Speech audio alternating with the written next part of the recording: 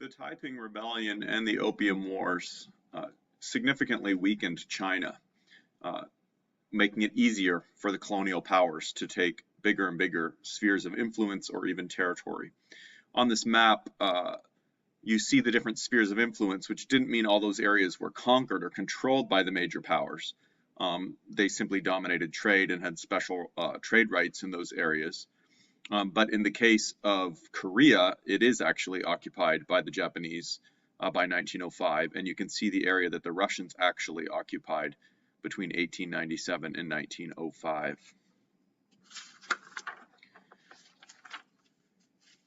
Now, although the Taiping Rebellion had such a significant effect on Chinese history, more orthodox forms of Christianity continued to advance in China as well.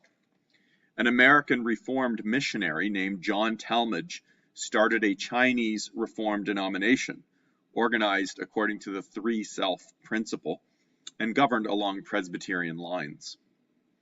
The Englishman Hudson Taylor followed the same principles in establishing China Inland Mission, which he wanted to be based in China without any support from Europe or the United States, any financial support. He wanted it to be completely self-sufficient.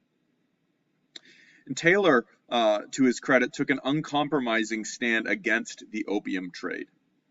He also insisted that his missionaries wear Chinese clothes, even the women, and that their children be educated in China. And he stood as a sharp witness against many of the grievances of colonialism. But Chinese resentment against foreign influence, including Christianity, led in 1900 to the Boxer Rebellion. The Chinese people exploded in violence against Europeans and other foreigners. They plundered colonist strongholds and killed many foreigners. In the end, the Europeans sent troops, as did Japan, and they crushed the rebellion. And they ended up imposing stiff reparations, financial reparations on China to pay for the death and the destruction. But Taylor, the missionary, refused to accept such money, reparations. The China Inland Mission and other Protestant missions in China became the new great hope for many Protestants. They became radically optimistic that the whole nation of China might one day become Christian. And I think this hope still, in many ways, guides evangelical views of China today. Korea was its own story during this time. Catholicism had been brought into Korea from China during the 1780s, but there was only one priest in the country before 1833, and he was martyred in 1801. Catholicism was therefore spread by lay leaders, and by late 1801 it had spread to the point that there were about 10,000 adherents in the country. But at this point, severe persecution broke out. Although the faith continued to grow, the Korean monarchy tried to destroy it, and thousands of people were killed or tortured, with the persecution reaching its height in the years 1866 to 1871. At that point, the monarchy reluctantly opened the country to foreign trade and foreign missions. And at that point, Protestant missionaries began to arrive, mostly from the United States.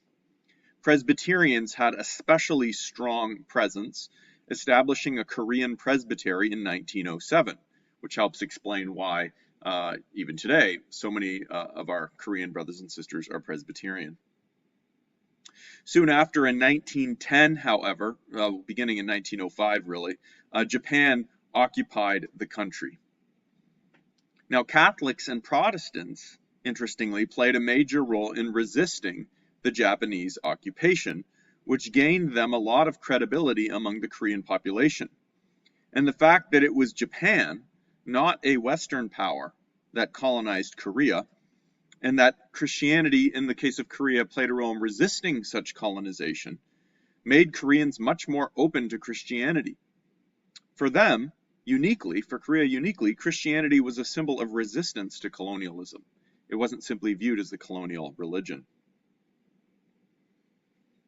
Now, Japan, as we've talked about before, had isolated itself from the West. It had rejected foreign influence, including Christianity, and 2 centuries had gone by but American gunboats forced it open again for trade in 1853. After this, Japan began embracing many elements of Western culture in a vigorous attempt to catch up technologically and economically to the Western powers. But it remained very suspicious of Christianity, so it very much controlled the influence that was coming in, and Christianity was part of the influence that it resisted.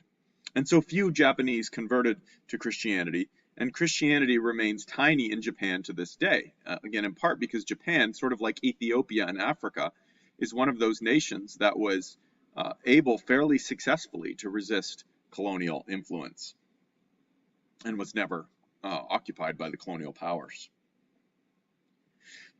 Now let's shift significantly over to Latin America, just to make a few comments about Latin America.